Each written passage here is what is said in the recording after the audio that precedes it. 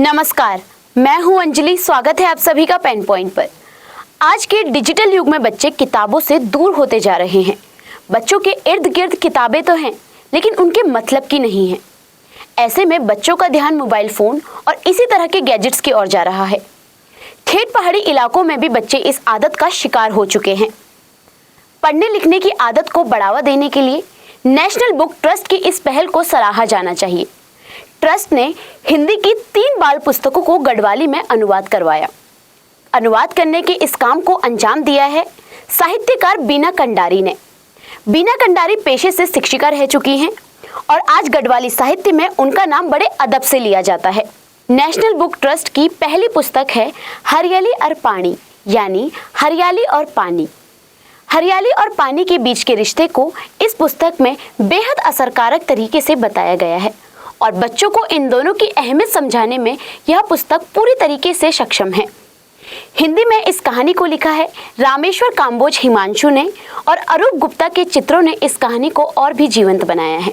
दूसरी पुस्तक है बसुली का सुर, यानी बांसुरी के सुर।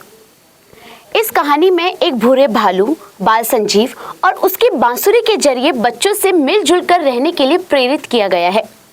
बाल साहित्य में सक्रिय मीनाक्षी की कहानी बच्चों के लिए बेहद रुचिकर है और फजरुद्दीन के चित्र इस कहानी को समझने में और भी ज्यादा मदद करते हैं।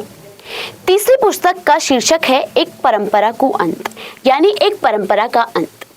नरेंद्र की यह कहानी स्कूली बच्चों से जाति के भेदभाव से दूर रहने की अपील करती है।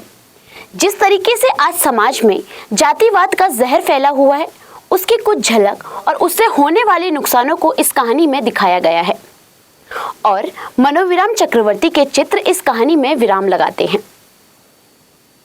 अनुवादक बीना कंडारी ने इन कहानियों का अनुवाद बेहद कसे हुए शब्दों में किया है, जिससे यह कहानी जितनी सरल बनती है उतनी ही सुबोध भी।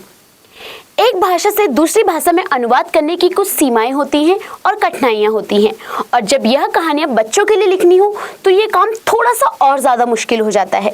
लेकिन जैसे कि हमने आपको बताया था कि बीना कंडारी पेशे से शिक्षिका रह चुकी हैं, इसलिए वो बच्चों के मनोभावों से पूरी तरीके से परिचित है और उन्होंने इस काम को बड़ी कुशलता से किया है।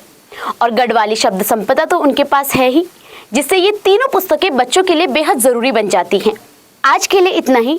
ऐसी ही खबरों के लिए बने रहें पेन पॉइंट के साथ और हमारे चैनल को लाइक, शेयर और सब्सक्राइब करना ना भूलें।